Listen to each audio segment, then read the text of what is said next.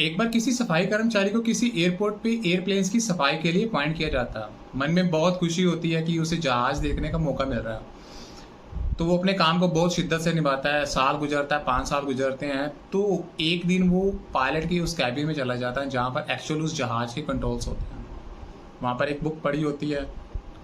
मन में रुचि आती है कि क्यों ना बुक को पढ़ा जाए।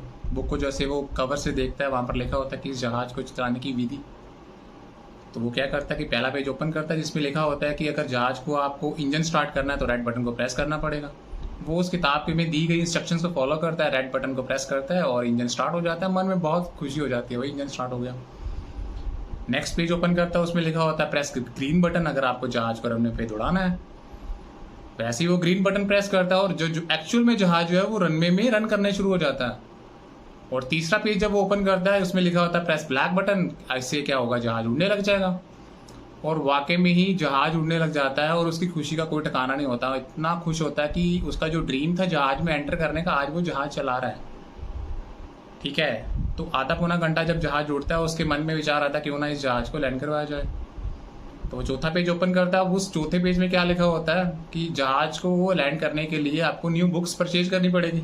So the moral of this story is half information is the dangerous thing. It means आधी अधूरी नॉलेज के साथ अगर आप कहीं भी जाते हैं, अपनी बात को रखते हैं, ठीक है, तो वो आपको नॉलेज खाई में धकेल सकती है। सो मेरा ये कहानी सुनाने का क्या मतलब है, क्या पर्पस है, आज के टाइम में जो भी हमारा यूथ है या फिर जो भी लोग हैं, जिस भी कंट्री से बिलोंग करते हैं, जिस भी लोकेशन से हैं, जो भी काम करते हैं, जो भी उनका ड्रीम है, ठीक है, अगर उनका कुछ भी ड्रीम है, उस ड्रीम को अचीव करने के लिए उनको प्रॉपर नॉलेज होनी चाहिए। ठीक है, विदाउट एनी नॉलेज अगर वो किसी भी एजेंट के पास जाते हैं, हमें नहीं पता कि वो एजेंट आपको सही गाइड कर रहे हैं या नहीं कर रहा। ठीक है, आप उनकी बातों में आ जाते हैं, ठीक है, सच मानते हैं, और अगर वो एजेंट फ्रॉड निकलता है, फ्रॉड करता है आपके साथ, टाइम वेस्ट होता है, पैसा वेस्ट होता है, आपकी जो एक्सपेक्टेशंस होती हैं अपने ड्रीम्स को लेके कि मैंने अपनी फाइल जो है वो अप्लाई कर दी है, ठीक है, और मेरा वीज़ा श्योर शॉट है, आने ही वाला है। तो जब सपने टूटते हैं तो आपको बहुत दुख होता है उस केस में। तो गाइज, जब भी आप किसी भी एजेंट के पास अपनी प्रोफाइल के लिए वीज़ा के लिए अप्लाई करते हैं, चाहे वो किसी भी कैटेगरी का वीज़ा हो, प्रॉपर नॉलेज, प्रॉपर गाइडेंस के साथ ही जाइएगा। Hello guys, welcome back to Guri vlogs. आशा करता हूँ आप बहुत अच्छे होंगे। क्या आप भी जाना चाहते हैं कनाडा वर्क वीज़ा पे? ना कोई एम्प्लॉयर की चिक, ना कोई जॉब ऑफर और LMIA का रोला। अगर आप आइल्स में वीक हैं, आइल्स के साथ दूर दूर तक का कोई नाता नहीं है, चलेगा। 8वीं या 10वीं पास है फिर भी चलेगा। स्टूडेंट वीज़ा के बाद जो सेकंड मोस्ट ईजीएस्ट वे है वर्क वीज़ा लेने का, आज इस वीडियो में डिटेल्ड बात करूँगा, स्टेप बाय स्टेप क्या क्या डॉक्यूमेंट्स आपको रेडी करने हैं। ठीक है, सो सभी भाई लोग जिस कंट्री से ये वीडियो देख रहे हैं, एंड तक देखना। So without wasting any more time, let's get started. So open work permit हम कब अप्लाई कर सकते हैं, क्या कंडीशंस हैं, क्या रिक्वायरमेंट है? अगर आपका स्पाउस कनाडा में स्टडी के लिए जा चुका है, या स्टडी कंप्लीट कर ली है, वर्क परमिट में है, या वो सपोज अगर इंडिया में है उसका वीज़ा आ चुका है, तो इन तीनों कैटेगरीज में आप ओपन वर्क परमिट के लिए अपनी जो प्रोफाइल है वो ओपन वर्क परमिट के लिए अप्लाई कर सकते हैं। ओपन वर्क परमिट के लिए 2 चीज़ों का जरूर ध्यान रखिएगा। पहली बात, आपका जो रिलेशनशिप है आपके स्पाउस के साथ वो कितना जेन्युइन है, जो आपके डॉक्यूमेंट्स प्रूव कर सकें। दूसरी चीज़, आप जिस भी कंट्री से हैं वहाँ पर आप क्या काम करते हैं, आपके फाइनेंशियल्स बैकग्राउंड कितना स्ट्रॉन्ग है।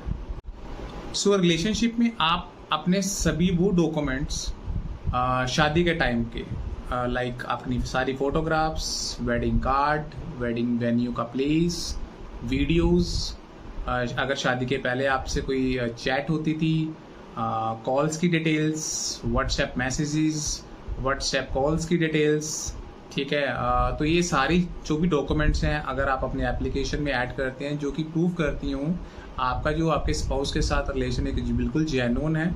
अगर मैं फाइनेंशियल्स की बात करूँ, आप अपनी कंट्री में क्या काम करते हैं, जॉब करते हैं, बिजनेस करते हैं, एग्रीकल्चरिस्ट हैं, या कुछ भी काम करते हैं बट आप फ्री नहीं हैं, और जो भी आप काम करते हैं, ठीक है, आप उसे कैसे प्रूव कर सकते हैं, आपको वो डॉक्यूमेंट्स प्रेजेंट करने हैं। बात करते हैं ITR की। एटलीस्ट 2 साल की ITR होना बहुत ज़रूरी है इसके लिए।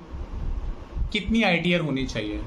देखिए, अगर आप 4 से 5 लाख तक की ITRs दिखाते हैं सफिशिएंट है, बट इसके साथ एक आप अपने पेरेंट्स की या दादा दादी की जो भी अगर इनकम है या वो भी काम करते हैं तो आप उनकी ITRs को भी ऐड कर सकते हैं। अगर आपकी इनकम कम है, नॉर्मली अगर मैं बात करूं 7 से 8 लाख तक की ITRs आपकी होनी चाहिए। आप क्लब कर सकते हैं अपनी ITRs के साथ अपने पेरेंट्स की और अपने दादा दादी की ITRs को भी।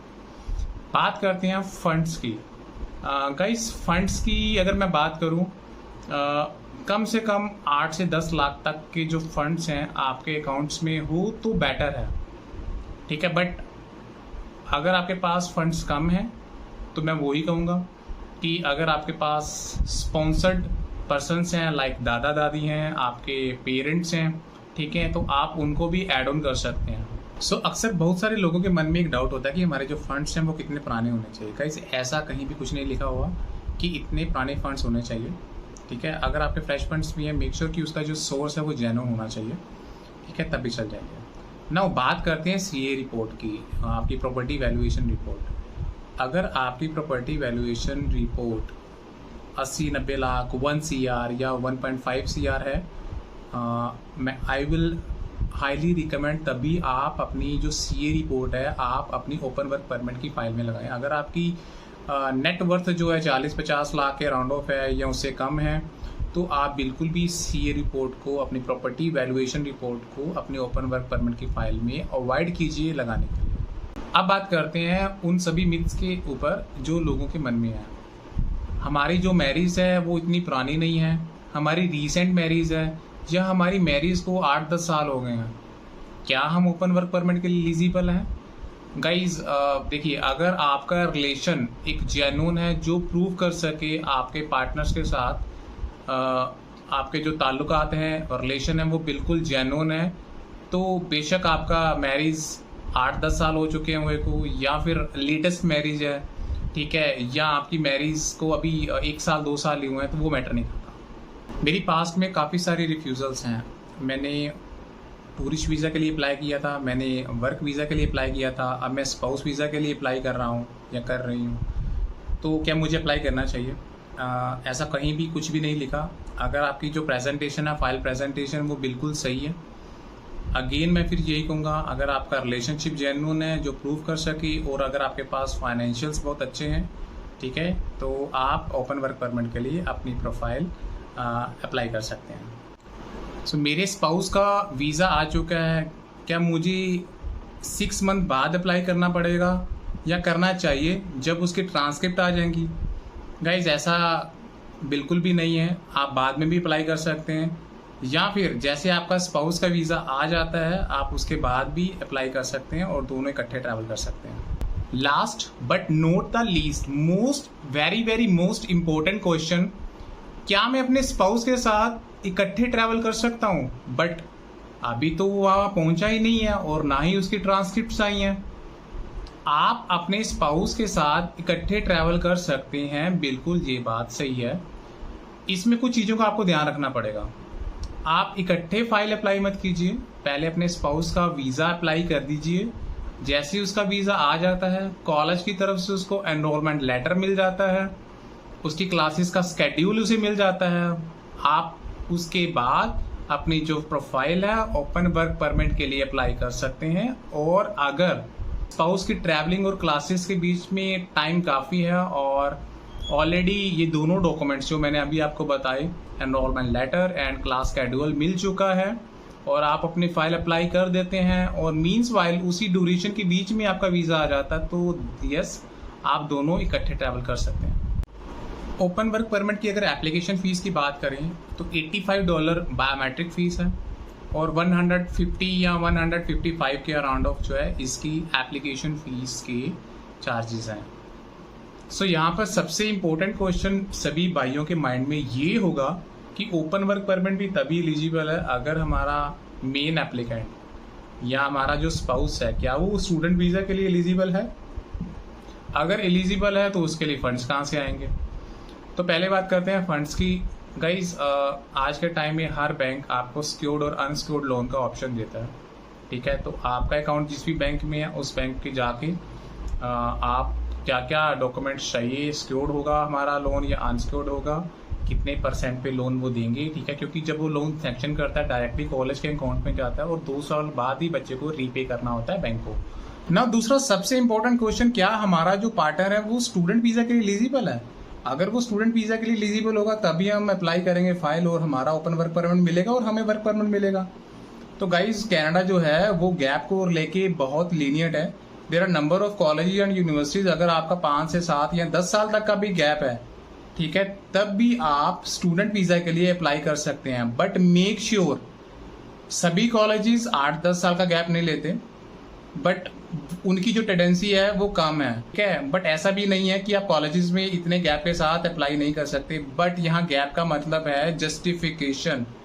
अगर सपोज आपने +2 की है, +2 के बाद बैचलर्स कर रखी है, बैचलर्स के पास 5-7 साल का गैप है, 8 साल का गैप है, और ठीक है आपको वो गैप जस्टिफाइड करना होगा कि आपने कुछ ना कुछ किया, कोई ना कोई एक्टिविटी परफॉर्म की है और उसका आपको प्रूफ देना पड़ेगा।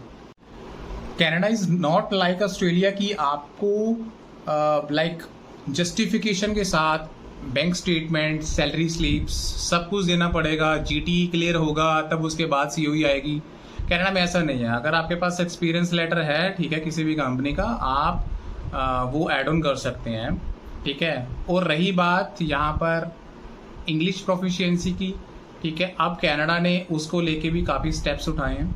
आप पीटी के, अगर आपको आइल्स टफ लगती है, ठीक है, पीटी इजी है, तो आपका पीटी में ओवरऑल 60 स्कोर है तो आप एसडीएस कैटेगरी के अंदर आ सकते हैं। सो अब मुझे नहीं लगता कि आपके माइंड में कोई क्वेश्चन होगा रिगार्डिंग आइल्स, रिगार्डिंग फंड्स, रिगार्डिंग गैप या कोई और क्वेश्चन। अगर फिर भी कोई क्वेश्चन होगा तो कमेंट सेक्शन में ज़रूर कमेंट ड्रॉप कीजिएगा, ठीक है। मैं आपके सवालों का जो आंसर है ज़रूर करूँगा।